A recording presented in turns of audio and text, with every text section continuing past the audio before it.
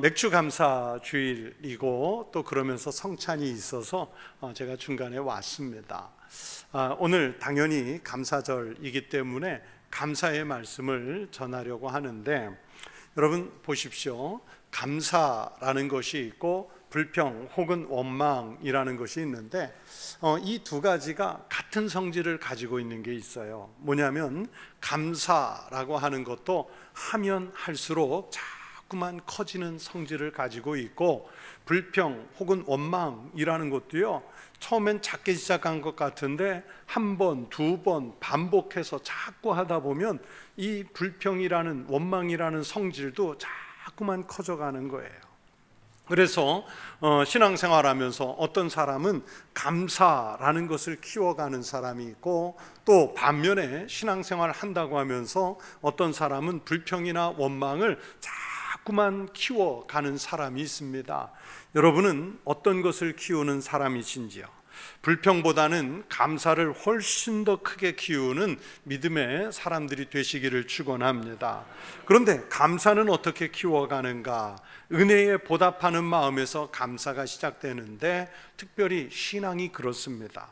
여러분, 성경 말씀들 속에는 소극적 계명이라는 것이 있고 또 적극적 계명이라는 것이 있는데, 여러분, 행동을 보통 뭐뭐 하지 마라, 뭐 이렇게 하지 마라라는 말씀들이 많이 있지 않습니까? 그런데 그 하지 말라 하는 그런 명령, 계명들은 어떻게 보면 소극적 계명, 소극적 명령들이라고 말할 수 있겠고요. 반면에 이제 뭐뭇을 해라 하는 그런 강한 행동을 요청하는 그런 명령들이 있습니다. 그것은 그 적극적 명령, 적극적 계명이라고 말할 수 있습니다. 그런 면에서 감사하라 하는 것은 적극적 계명에 속하겠죠. 감사는 새로운 삶의 적극적 표현입니다. 성경 속에 감사라는 단어가 학자들에 의하면 180여 회 등장한다고 합니다. 그만큼 빈번한데, 그만큼 성경 속에 빈번하다는 얘기는 중요하다는 의미겠죠. 신앙생활에서 이것이 중요하다는 것을 알면서도 반면에 실천하기 힘든 것 중에 하나가 바로 이 감사의 계명입니다. 감사라는 단어가 빈번하게 등장하는 성경이 바로 시편이고, 또 그 시편의 상당수는 오늘 본문의 완성자인 다윗의 시편이지 않습니까? 오늘 본문으로 읽은 시편 138편 역시도 다윗 왕의 감사 시편입니다. 1절을 이렇게 시작합니다. 내가 전심으로 주께 감사하며 신들 앞에서 주께 찬송하리이다. 다윗은 이 시편에서 하나님께 감사하며 감사의 결과로서 하나님을 찬양한다고 노래합니다. 여러분, 다윗이 하나님을 찬양하며 감사하는 이유가 무엇일까요? 오늘 본문만 가지고 보면 두 가지를 정리해 볼 수 있습니다. 하나는 과거를 돌이켜 볼 때 지금까지 살아오는 동안 하나님께서 베풀어 주신 은혜와 축복이 얼마나 컸는지를 생각하면서 감사하는 거예요. 그리고 두 번째는 하나님께서 그때마다 하나님의 말씀을 주셨다는 것으로 인해서 감사하는 거예요. 이렇게 다윗은 자신이 간구할 때마다 주께서 응답하셨던 과거를 돌아보며 감사했습니다. 사실요, 여러분, 성경 속에 나오는 것만 놓고 보면요, 다윗의 생애가 쉬운 인생은 아니었어요. 아마도 보통 사람 같으면 벌써 인생을 포기해도 몇 번을 했을 것 같은 힘겨운 인생이 다윗의 인생이지 않습니까? 정말 많은 위기를 넘겼어요. 죽음의 고비를 수십 번 넘겼습니다. 그러나 다윗은 하나님께서 위험한 고비 때마다 자신의 부르짖음을 들으셨고 응답하시고 위기에서 건져주셨던 그 과거를 떠올리면서, 그러면서 그때마다 말씀을 주셨던 것을 떠올리면서 오늘 하나님 앞에 감사의 노래를 부르는 거예요. 많은 성도들이 그렇겠지만, 예를 들어서 저를 놓고 인생을 돌아보면 감사했던 순간이 언제입니까? 여러분, 감사했던 순간이 많지요. 정말로 많습니다. 보면은 학교를 제대로 다닐 수 없는 어려운 형편의 가정 속에 있었는데도, 그래도 정말 주의 은혜로 중학교, 고등학교, 대학교, 학위과정 다 마칠 수 있었으니 이게 감사하죠. 또 저희 때는 신학대학원 들어가는 게 너무 어려웠어요. 막 7대1, 8대1. 그래서 저도 몇 번 떨어졌는데 그 몇 번 만에 재수, 삼수해서 겨우 붙어가지고 합격자 발표한 날 정말 너무너무 감사해요. 지금 생각해도 감격스러운 일이에요. 또 당연히 결혼하는 날 아름다운 아내를 주시니 감사하죠.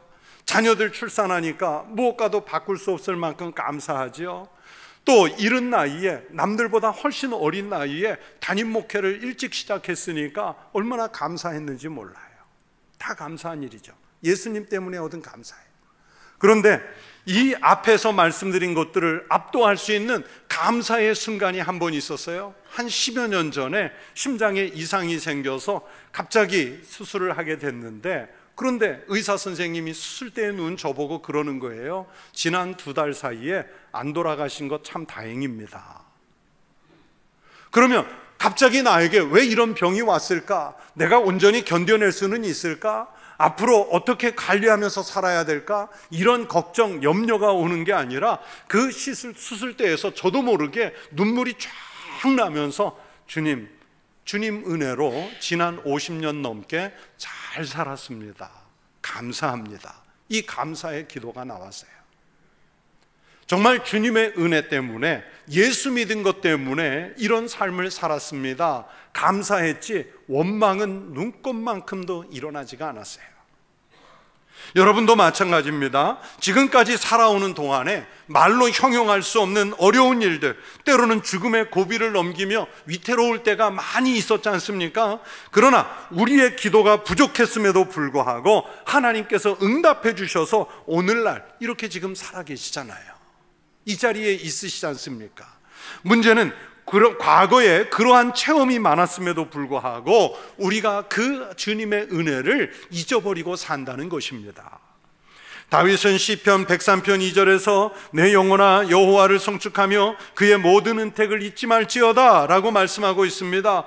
우리가 하나님의 크신 은혜와 축복을 잊지 않고 사는 방법은 바로 다윗처럼 늘 간증하며 늘 감사하며 찬양하며 사는 것인 줄로 믿습니다.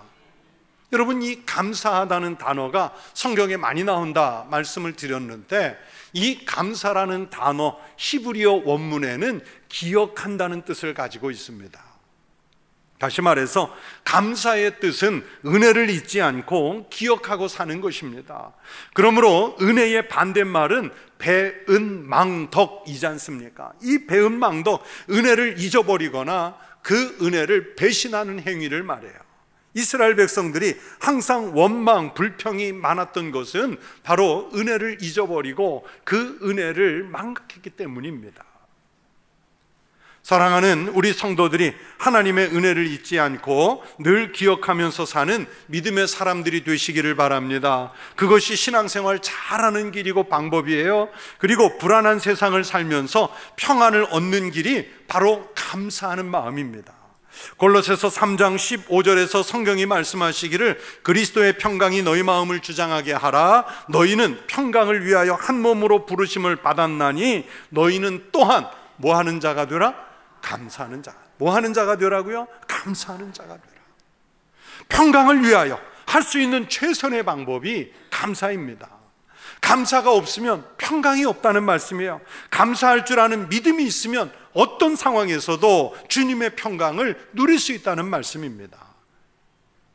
내가 교회는 다니고 있지만 심령 속에 평강이 없다? 한번 살펴보십시오. 그것은 감사를 잃어버렸기 때문일 경우입니다. 감사를 잃어버리면 평안이 없기 때문에, 그래서 바울은 너희는 감사하는 자가 되라 말씀하시는 거예요.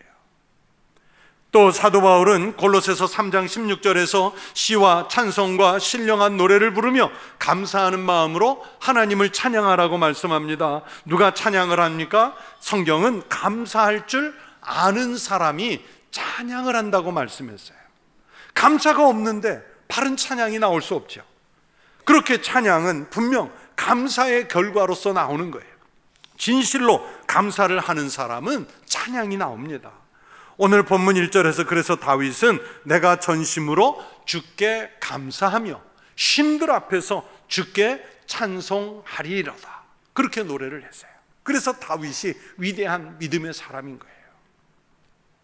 사도행전 16장을 보시면 사도 바울과 신라가 전도를 하다가 매를 맞고 옥에 갇혔지만 여러분 거기에서 찬양을 합니다. 지금 여러분 로마 시대 그 빌립보 지하 감옥이라는 것이 무슨 노래를 부르며 즐길 수 있는 상황입니까? 아무리 환경이 좋은 교도소라고 그래도요, 여러분 거기서 노래가 쉽게 나오겠어요? 그런데 지금 바울과 신라는 매를 맞았단 말이에요. 고문을 당했단 말입니다. 지하 어두운 감옥에 갇혔어요. 그들의 손과 발은 착고에 묶여 있습니다. 그런 상황입니다. 최악의 상황, 죽고 싶을 만한 비참한 상황입니다. 그런 최악의 상황에서 그들은 하나님께 감사의 찬송을 부릅니다. 그분들이 드린 찬양은 지진이 나고 결박을 풀어주는 그런 기적을 만들어냈습니다. 그들을 감시하고 핍박하던 간수가 회개하고 온 가정이 예수를 믿는 놀라운 기적이 그 찬양으로 인해 일어나는 거예요. 그렇게 찬양은 감사이고 기적을 불러올 줄로 믿습니다. 욥은 모든 것을 다 잃은 다음에도 찬양했고 그 찬양의 결과로 모든 것을 잃기 전보다 2배를 복으로 받는 은혜를 누렸습니다. 느헤미야는 찬양대를 감사 찬양하는 자들이라고 말했습니다. 그렇게 감사는 찬양으로 표현되고 찬양은 감사를 아는 사람들이 하는 거예요. 진정한 감사는 내 인간적 의지나 힘으로 되지 않습니다. 주 예수를 힘입어야 합니다. 오늘 신약의 본문으로 읽은 골로새서 3장 17절에서 사도 바울은 또 무엇을 하든지 말에나 일에나 다 주 예수의 이름으로 하고 그를 힘입어 하나님 아버지께 감사하라, 그렇게 말씀하셨어요. 우리의 모든 궁극적 감사는 하나님께 하는 것이고 예수를 힘입어서 하는 것입니다. 예수를 힘입어야 감사가 보여요. 감사하려면 그래서 머리에 의존해서도 아니고 또 자기의 이성의 의지에서도 말고 주님께 의지하는 신앙의 사람이 감사가 나오는 거예요. 진실한 감사는 그렇게 하나님께 의뢰하는 심령에서 시작되는 감사입니다. 골로새서 4장 2절은 기도의 감사함으로 깨어있으라. 서양 격언에 제일 가르치기 어려운 수학 문제는 미적분 그런 것이 아니라 우리가 받은 축복을 세어보는 문제라 그랬어요. 그만큼 감사를 헤아릴 줄 아는 게 쉬운 일이 아니라는 뜻이고, 감사를 헤아릴 줄 아는 사람이 복 있는 사람이에요. 감사를 헤아릴 줄 모르는 사람은 미련한 사람입니다. 그런데 감사를 우리는 잘 모르고 살아요. 제가 평생 목회하면서 그 사람들이 여행을 많이 오는 관광지죠. 관광지에서 제가 한 2-5번 목회를 해봤지 않습니까? 처음 목사 안수를 받고 부산에서 한 30여 년 전에 이제 부목사로 있었는데 그 30년 전엔 해외여행이 자유로울 때도 아니고 국내 7, 8월에 집중해서 휴가를 갔지 않습니까? 그런데 요즘처럼 호텔, 민박 이런 데 가는 게 아니라 그 관광지에 휴가 가는 곳에 친구 집, 친척 집이 있으면 거기에 가서 2박 3일, 3박 4일 이렇게 신세를 지는 그런 시대였잖아요. 그런데 한 6월 말쯤 되니까 담임 목사님이 부목사님들 불러놓고 그렇게 말씀하세요. 이제 7, 8월 되면 휴가들을 여기로 여행을 많이 올 거니까 그러면 교회에다가 손님이 오셔서 오늘 교회 빠집니다, 이렇게 이야기하고 손님 온 사람들 섭섭지 않게 잘 안내하라고 목사님이 얘기해 주셨어요. 근데 설마 오면 얼마나 올까 했는데 첫 해에 보니까요 6팀이 와요. 그 중에 친구가 2팀이 오고 친척이 오고 또 예전에 다니던 교회 성도들이 오는데, 그런데 숙소를 안 잡고 집에 와서 2박 3일, 3박 4일 있다 가는 친구들이 있거든요. 가족이 다 와가지고. 그러면 해수욕장 가서 같이 놀아주고 명소 같이 데려가주고 불이 나게 와서 또 집에서 저녁밥 해 먹이고 이러는 거예요. 홍콩에서 목회할 때는요 이제 또 많은 사람들이 여행을 와요. 그런데 제가 전혀 모르는 사람이 올 때도 있어요. 아는 서울에 어떤 그 어르신 목사님이 박 목사님 이번에 누가 홍콩을 여행 간다는데 여행사 안 끼고 가니까 좀 공항에서 안내 좀 해주고 숙소 좀 잡아주고 좀 이렇게 좀 해주실 수 있어요? 그러면 못합니다 그럴 수 있습니까? 그러면 또 오시면 모셔서 안내해드리고 숙소 잡아드리고 또 관광지 가시 꼭 보셔야 될 곳 데리고 다니고 그러면서 또 소개로 왔으니까 식사도 잘 대접해드리고, 그러면 뭐 부산에 왔던 분이든 외국에 왔던 분이든 돌아가면서 꼭 한마디 하죠. 다음에 서울 오시면, 다음에 한국에 오시면 꼭 한번 연락하고 만나시자고. 그런데 막상 와가지고 처음에는 그 말을 믿고요 했어요. 만날 수가 없어요. 만날 수가 없어. 그럼 서운하죠. 본전 생각나죠. 내가 3박 4일간 얼마나 안내를 잘했는데 비하고 비싼 밥까지 먹였는데 만날 수가 없는 거예요. 그래서 그때 제가 느낀 게 있어요. 이거 가서 함부로 약속할 게 아니다. 저도 이번에 뭐 해외 이민교회들 이렇게 자꾸 가보는데 이번에도요 안식월 기간에도 제가 간 교회에 아무 연락도 없이 갔어요. 주일이 되면 가서 예배를 드리는데 다 목사님 언제 오셨냐고, 무슨 일로 오셨냐고, 미리 연락하고 오시지. 그런데 제가 연락하고 가면 부담되잖아요. 그냥 예배 드려서 또는 예배 후에 식사 함께 같이 하고 그냥 그러고 왔어요. 다른 데 가셔서 다음에 여기 오시면 꼭 연락하세요 그 말 하지 마세요. 그냥 가급적이면 신세 안 지는 게 제일 좋습니다. 제가 그러면서 예수님 생각을 했어요.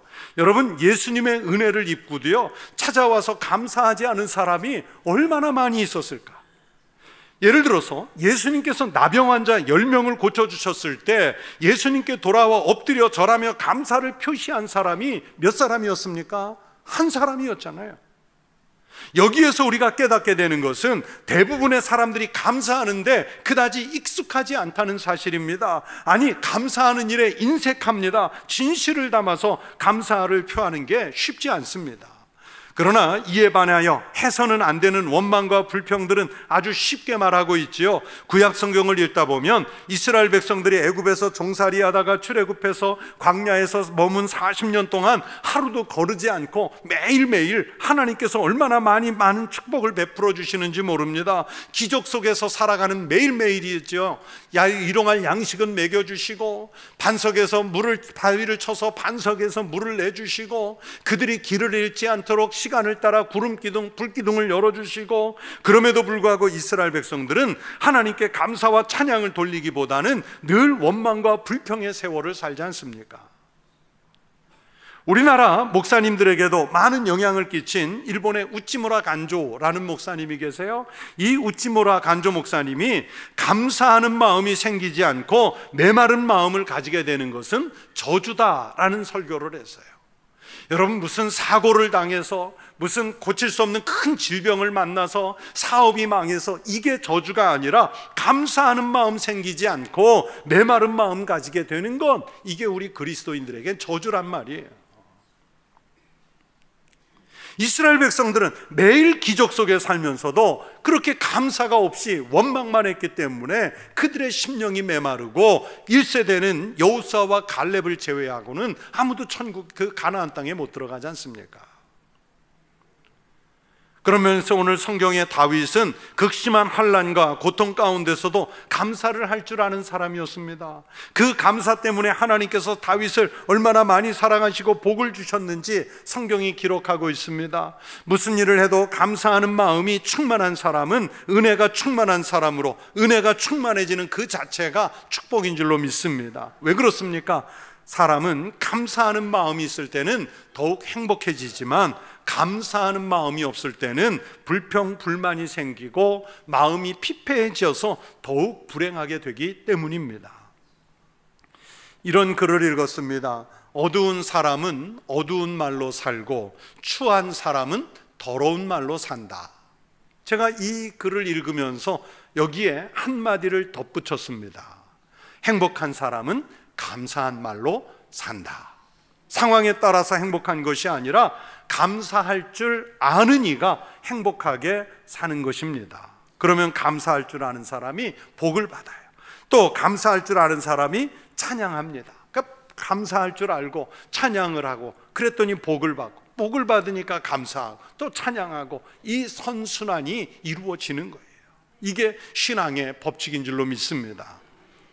하나님께서는 이스라엘 백성들이 적어도 1년에 3번 이상은 하나님 앞에 정성껏 준비한 감사의 예물을 가지고 나오도록 규례를 만드셨습니다. 유월절, 그리고 맥추절, 그리고 초막절 또는 장막절입니다. 그 중에 초막절이라고 하는 것이 우리가 가을에 지키는 추수감사주일 같은 것이고요, 그리고 오늘처럼 보리와 밀을 수확한 이후에 지키는, 연중 중간에 지키는 맥추감사절이 있습니다. 이 유월절, 맥추절, 초막절, 이 세 절기가 되면 이스라엘 백성들은 마음에 있든지 말든지 의무적으로 누구든지 예물을 드리면서 감사의 절기를 지키게 됐습니다. 그것이 민족을 위대하게 만든 거예요. 하지만 마귀는 우리에게서 감사하는 마음을 빼앗아가려고 하죠. 마귀는 우리에게 불평의 조건을 더 크게 보이게 하려고 합니다. 흠을 보게 하려고 합니다. 이것을 이겨낼 수 있는 거룩한 습관이 감사인 줄로 믿습니다. 그래서 성도는 감사하는 습관을 가져야 합니다. 밥을 먹고 나면 언제나 잘 먹었습니다, 고맙습니다, 수고하셨습니다 꼭 인사하시기 바랍니다. 교회 안에서도요, 밥을 먹고 나서 주방에서 봉사하신 분들에게, 권사님, 집사님들에게 감사 인사를 해보십시오. 그분들이 어떤 보상을 받는 것보다 힘을 내시지 않겠습니까? 차량을 안내하거나 또 혹은 교회 청소를 돕는 분들에게 감사 인사를 전해보십시오. 얼마나 아름다운 일입니까?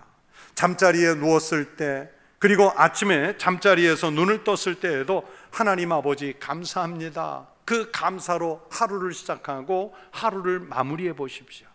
예배를 드린 후에 문을 나서면서 설교한 목회자에게 목사님 감사합니다, 은혜 많이 받았습니다, 인사해 보세요. 어떤 보상, 어떤 보약을 주는 것보다 훨씬 더 큰 은혜가 될 줄로 믿습니다. 또 병원에서 치료받았을 때도요, 의사 선생님께 감사하다고 말하고 주사 놓는 간호사에게도 매번 감사하다고 말해 보세요. 더 친절한 진료를 받게 될 것입니다. 아이들 학교 선생님에게 따지고 문자 보내기보다는 감사하다고 해보세요. 그 선생님이 얼마나 많은 힘을 내시겠습니까? 직장의 동료들에게 감사하다고 말해보십시오. 그러면 그 사무실, 그 일터의 분위기가 참 좋아질 것입니다. 또 장사하시는 분들, 비록 손님이 와서 물건 팔아주지 않고 구경만 하고 돌아갈지라도 또다시 이 가게에 들릴 마음이 생기도록 돌아서는 뒤에 감사하다고 인사해 보십시오. 그러면 나중에 다시 들르고 싶지 않겠습니까? 감사의 습관은 기적을 만들어낼 줄로 믿습니다. 여러분, 감사는 신앙과 인격의 문제입니다. 감사하는 조건이 있을 때 감사하는 마음 가지기는 그나마 쉽지만, 감사할 만한 조건이 없을 때 감사하는 마음 가지는 것 매우 어렵습니다. 오히려 원망하고 불평하는 마음 가지는 게 훨씬 더 쉽습니다. 하지만 오늘 성경 속에 다윗이 위대한 것은 그런 인생을 살면서도 하나님 은혜를 기억하며 감사하며 찬송했기 때문에 위대해진 것입니다. 우리가 영적으로 위기를 맞을 때가 있습니다. 그러면 기도도 잘 되지 않고 기도해도 응답이 되지 않습니다. 말씀이 들리지 않습니다. 어떤 사람은요, 평생 신앙생활하고 기도하면서도 응답받아 본 적이 없대요. 여러분, 세상에 이보다 불행한 사람이 어디 있겠습니까? 하나님 말씀이 들리지 않는 거예요. 영적으로 심각한 위기에 빠진 거죠. 다윗이 말씀드린 대로 다윗도 그런 위기를 맞을 때가 많았지만 오늘 성경 말씀에 의하면 감사로 그런 영적인 위기들을 이겨낼 수 있었던 것입니다. 다윗처럼 하나님의 말씀을 듣다가 어느 순간 번뜩 하나님의 음성을 듣게 되는 그런 사람은 축복을 받은 겁니다. 다윗은 오늘 시편의 감사와 찬양 속에서 하나님께 감사의 고백을 하죠. 자기가 간구하는 날 들어주셨다고 감사하고, 또 자기의 기도가 응답됐다고 감사하고, 또 환난 중에서 지키신 은혜에 감사하고, 그러면서 매 순간 하나님께서 지키신 은혜들의 그 감사의 고백을 하고 있습니다.